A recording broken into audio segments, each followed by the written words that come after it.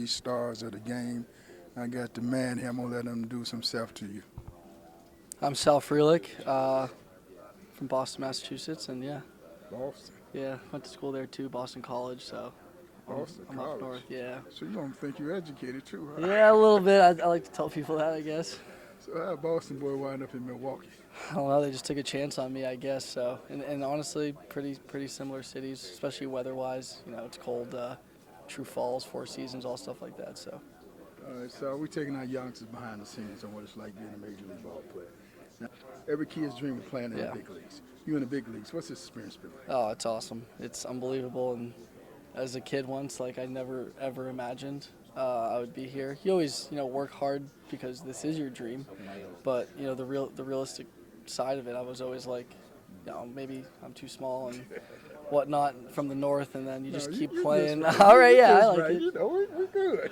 But yeah, you just keep playing hard, and then just one step at a time. Make your high school team perform well there, then you try to make your college team perform well there, and then just make sure it's one step at a time, which I think is what I did. And, I always told my guys it's about getting opportunity and getting on the scouts radar. What did you do to put yourself on the scouts radar? Yeah, absolutely. For me, it was just never having a clean uniform after the game, making sure you're hustling.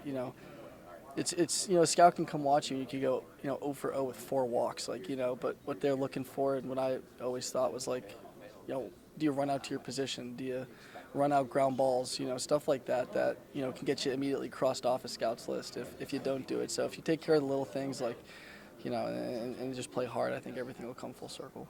One of my coaches always said you got to lead the game mentally and physically drained. That's what it sounded like you were. 100%. Yeah, you should be back at your stall after the game like you just went into battle. You should be fresh and ready to go again. So I think if you just have that mentality, you'll end up in a good spot. So we talked about the 5 twos of the game. That's the scout, ability, hit for power, run, throw, and field. What was your tool that got you over? Yeah, I didn't have any tools. I think the one tool I always was the miracle child. I know. I didn't hit for power. I was so small in high school. I mean, my first big diamond season, I didn't think I could even hit out of the infield.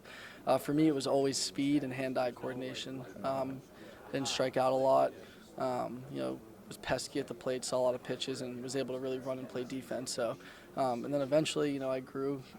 Started lifting and kind of came into my own body where I think most young kids need to, let that develop later and worry about the power and stuff like that later and just really worry about, being an athlete and playing multiple sports and stuff like that as a young kid I think is so important. I see these kids now are playing, they're like, just play baseball year round. I'm like, you're, a freshman in high school. That doesn't make any sense to me, just play as many sports as you can and enjoy it.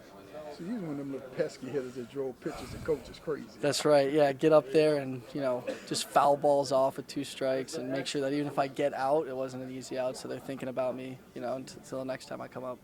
You say you ran. You had some wheels on you. A little bit. Yeah. I was always fast, just from a young age. It's just always faster than everybody. And I played football too and hockey and was same in those sports. Was always the fastest, so I always made sure that even now every off season I'm maintaining that. Don't ever want to lose that. So you had some brother speed up. Oh, I don't know if I'm that fast, but keep up for a little bit at least. So I mean, you go on to play college baseball. So what was that college experience? Oh, it was awesome. I know for me personally too. I was a good student in high school, but I wasn't this AP honors classes 4.0. But I was showed up. And I ended up realizing I was, maybe gifted at baseball and kind of took that to say, hey, I think I can maybe get into a good school using this because I didn't know I was playing professional baseball after, and I wanted to make sure that whatever school I went to, I was getting my degree from and, really use my athletic ability to get in a good school and get a degree. So I ended up choosing Boston College. Was fortunate enough they, offered me a scholarship and had the best 3 years of my life there. And I'm super proud, aside from being a major leaguer, I think the proudest thing is I get to wear that Boston College emblem on my shoulder. So what you majored? I was in the business school there, so I was a business major. You did all that business study and you wound up being a professional baseball player? I know. I graduated 3.5 years, so I actually went back and got my degree. Just, you never know what's going to happen. And again, like some of my best friends weren't even from the baseball team that I just met in class on campus and stuff like that. I bet they ask you for tickets. Now they do, yeah. I might be asking for a job one day, so no, it goes both ways. You give them a job. But yeah, So I mean, so you get drafted. What round did you get drafted? I drafted in the first round. Oh, you was the man. I was, yeah. First round draft pick? I was. And I didn't know until my junior year. COVID was my sophomore year, so we didn't even play my sophomore year. So I had a good freshman year, and then my junior year had another good year. And yeah, someone was probably confused in the scouting department, decided to take me in the first round. But yeah, it was a cool day. Now, first round pick in the hood, we say that was the got paid round. That was, yeah. Which You was smiled. like, You smiled oh, after I that. know. I never, in a million years could even, dreamed of that moment.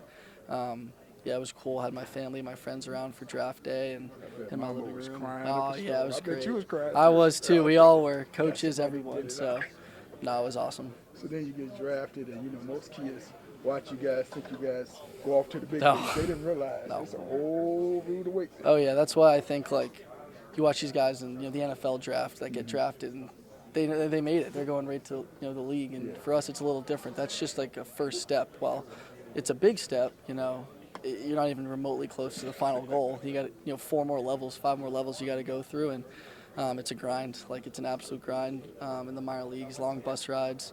But I always said to like my buddies that asked how bad it was, I was like, it's the same as any first job out of college. Like my friends who didn't play sports, their first job out of college, they're working crazy hours too, trying to get promoted and stuff like that. So for me, it was always the same. Like it's my first job. You gotta still work hard to get to that final goal. Yeah, but they weren't standing no Motel 6. No, they weren't. Nope.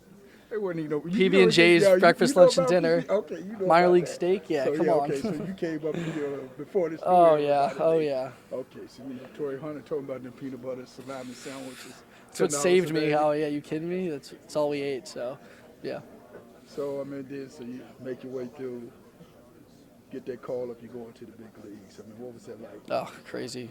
Remember it too like it was yesterday, and it was late. It was after a game in AAA, so it was like 10:30. My family was on the East Coast, so it was 11:30 there. I'm calling them. People are sleeping. I'm like, yo, wake up. Like, gotta get you on a flight because I was playing the next day.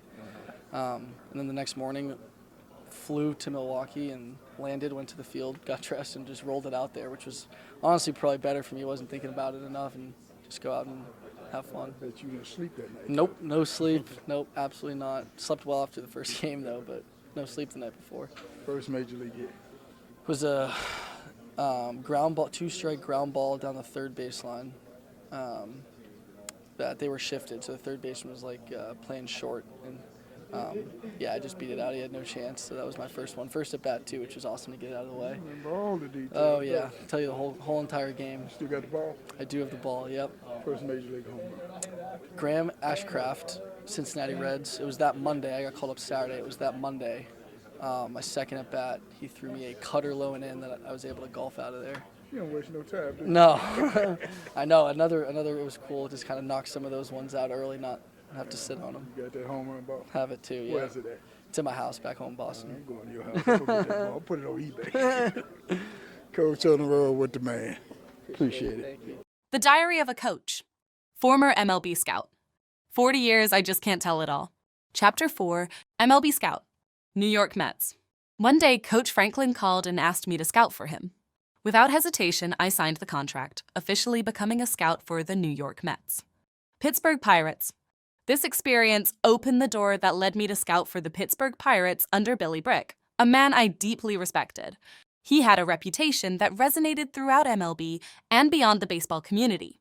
His belief in me made all the difference, and I honor his memory today. Rest in peace, Bill Brick. Kansas City Royals. This led me to a morning I'll never forget. Around 9 a.m., I received an unexpected call from the Kansas City Royals, looking for a scout to cover the Chicago inner city. The rest is in the book. Purchase the book and get all the info. Just go online and order yours today at thediaryofacoach.com. That's thediaryofacoach.com. On social media, click the link to follow us on Twitter, Facebook, Instagram, TikTok, Fanbase, our podcast, become a subscriber on our YouTube channel, and visit our website at mem247.com. That's mem247.com.